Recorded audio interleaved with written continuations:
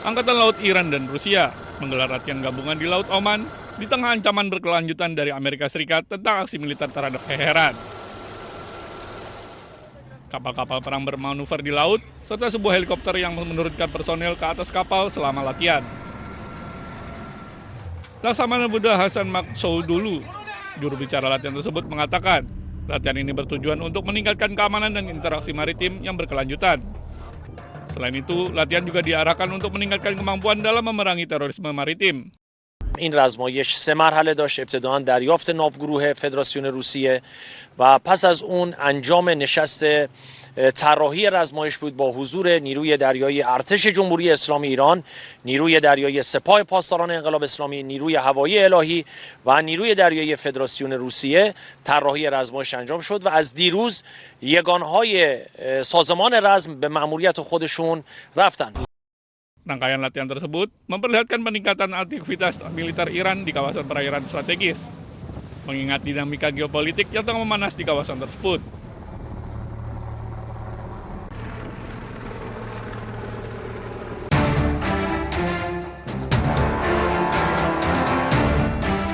Aksi pembukaan nasional yang dilakukan Konfederasi Umum Buruh membuat transportasi di Buenos Aires lumpuh. Terlihat jalanan dan jalur yang kosong dengan sedikit mobil yang beredar. Pertokoan hingga kantor pemerintahan dan bank ditutup. Penghentian total juga terjadi pada layanan penerbangan di Bandara Internasional Ezeiza dan kereta bawah tanah yang dioperasikan Emova. Aksi mogok selama 24 jam ini sebagai bentuk penolakan terhadap reformasi perburuhan yang diusulkan oleh pemerintah Argentina. No, porque no siempre terminamos pagando los que sí o sí tenemos que venir a trabajar y terminamos gastando más de lo que gastamos diariamente para poder llegar al trabajo que lo necesitamos, obviamente. No podemos decir no voy a trabajar. Así que no, entiendo todas las razones, pero no estoy de acuerdo. Reformasi ketenagakerjaan adalah rancangan undang-undang yang dipromosikan oleh Presiden Javier Milei dan pemerintahannya untuk memodifikasi peraturan ketenagakerjaan di Argentina.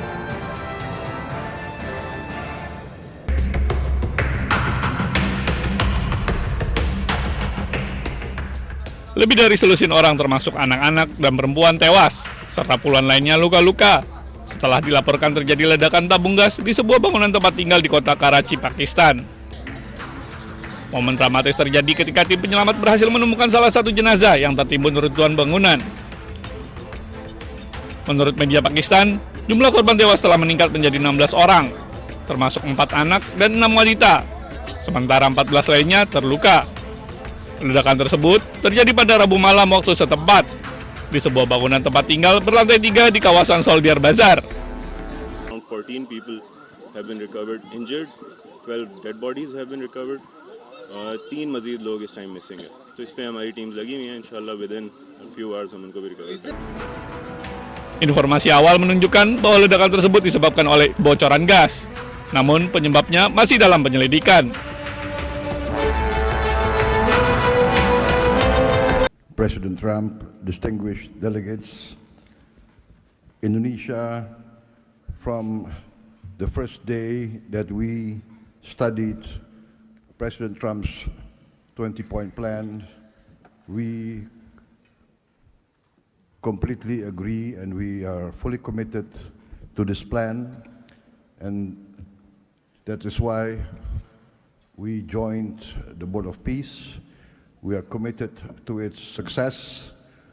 We know there will be a lot of obstacles, there will be a lot of difficulties, but we are very optimistic with the leadership of President Trump.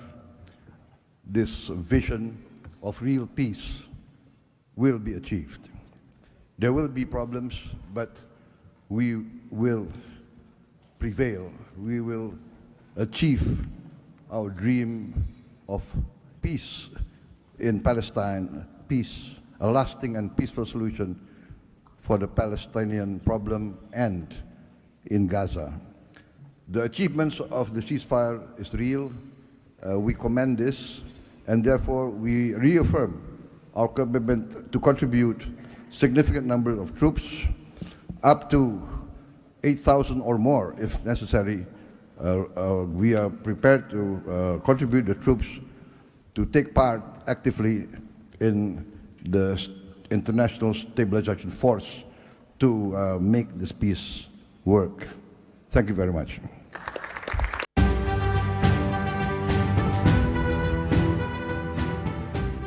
Presiden Republik Indonesia Prabowo Subianto menghadiri rapat perdana Board of Peace penanganan Gaza yang diinisiasi Presiden Amerika Serikat Donald Trump di Washington DC, Amerika Serikat. Kehadiran Indonesia menegaskan peran aktif dalam upaya gencatan senjata, stabilisasi keamanan, dan rekonstruksi di jalur Gaza. Rapat perdana Board of Peace atau BOP merupakan implementasi awal dari Piagam Dewan Perdamaian yang diluncurkan untuk menangani secara khusus krisis Gaza melalui kerjasama negara-negara anggota. Forum ini dipimpin langsung oleh Presiden Amerika Serikat Donald Trump sebagai ketua dan melibatkan negara anggota serta observer. Dalam sambutannya, Trump menyempatkan diri memperkenalkan satu persatu anggota BOP dengan menyebutkan nama-nama kepala negara. Di momen ini pun ia menyapa Presiden Prabowo Subianto yang ia sebut sebagai sosok gigih hingga Trump mengaku enggan melawannya. A man that I really like a lot he's definitely tough. I don't want to fight him. President Prabowo of Indonesia, thank you very much. Please, this is a big guy. I tell you, I said, how many people in Indonesia?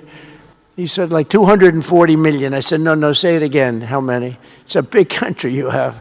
And you do a great job and respected by everybody. And thank you very much for being here. Thank you very much, Mr. President. Partisipasi Indonesia dalam Board of Peace juga dimaksudkan untuk memastikan proses rekonstruksi dan stabilisasi keamanan berjalan inklusif, transparan, dan selaras dengan prinsip hukum internasional serta aspirasi rakyat Palestina. Dari Washington DC, Amerika Serikat, Aya Nufus, iNews melaporkan.